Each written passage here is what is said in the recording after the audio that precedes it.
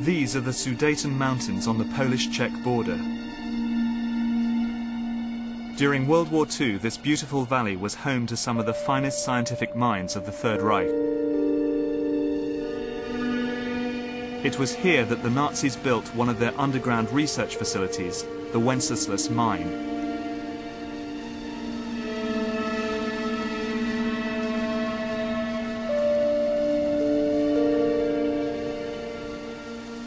I'm meeting Polish military historian Igor Witkowski, who will guide me round the mine, a vast underground complex hidden away from Allied bombs, which Nazi slave labour carved out of the Sudeten Mountains. Example of a surface infrastructure being kind of a reflection of the underground facility, which was... It was here, in the desperate last months of the war, that German scientists worked around the clock to produce Kriegensscheiden, the war-winning technology that might produce a stunning knockout blow, even as the Nazis were being pushed back towards Germany.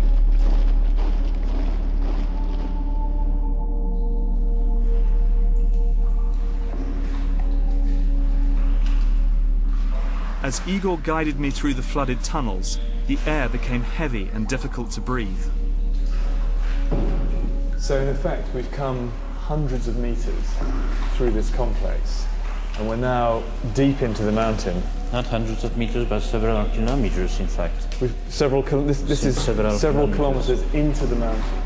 Yes. And this would have been a highly secure, impenetrable assembly site. Exactly, and the secrecy around this place was very exceptional, so that the Allies never found out about it.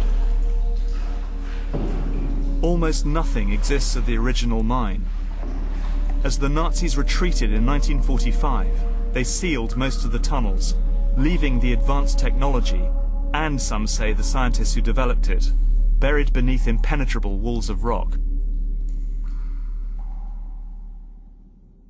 But the Allies did capture one man who knew all about this place, and he wasn't a token find.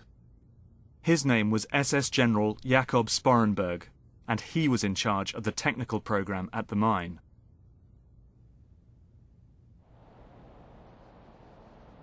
What he revealed astonished his interrogators. Indeed, I find it astonishing 60 years later. He spoke of a secret experiment attempting nothing less than to conquer gravity. He described a bell-shaped device that needed enormous amounts of electrical power. It was made of a hard, heavy metal and filled with a mercury-like substance that was violet in colour and glowed when under test.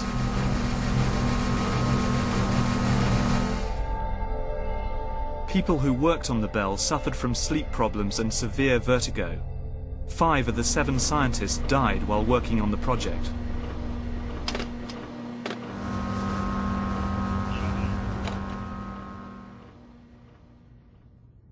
In a memo to Hitler, the scientists wrote, "It is in our opinion that the scientific results ascertained from our experiments with the bell are truly decisive for the war."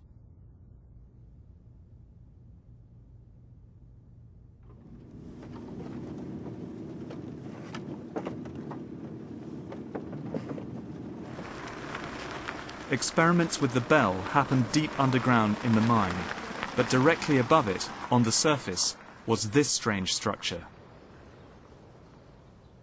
Called the flytrap, it first showed up on an Allied aerial reconnaissance photo in 1944.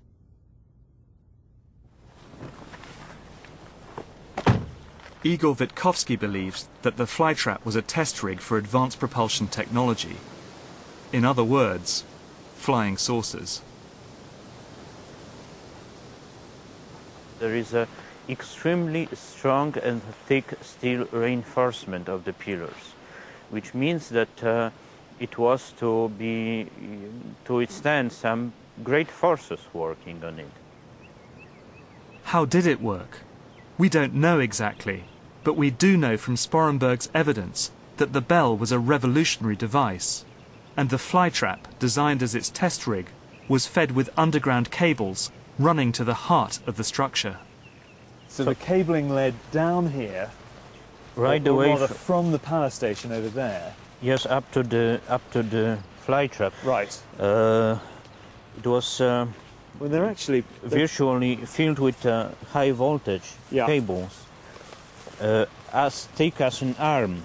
Right. You know, that thickness. I have photographs of them, and that's just another strange fact that point out to such a possibility that it would have been used for some experimental purposes. I mean, they're actually pretty sizable. It's kind of like 1.5 meters of, Yeah. of Pretty- concrete-lined ducting down here. Yes, exactly. Pretty solid.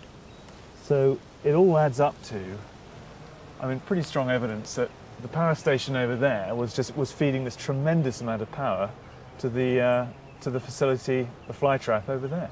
Just there, exactly. Yeah, yeah. In a way, very strong. What Witkowski has uncovered is interesting.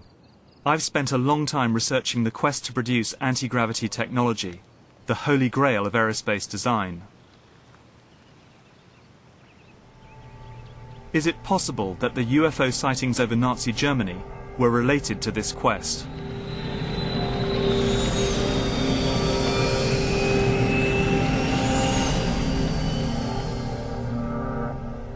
There is a sense here that the Germans were engaged in very highly classified work, and that possibly they were engaged in anti-gravity type programs.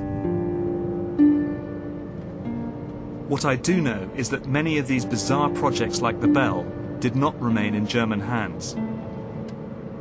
At the end of the war, they were plundered secretly by the American High Command and taken to the States.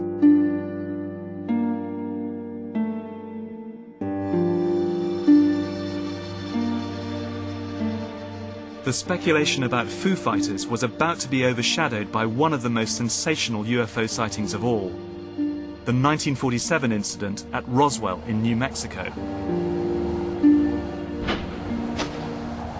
That's where I'm heading next.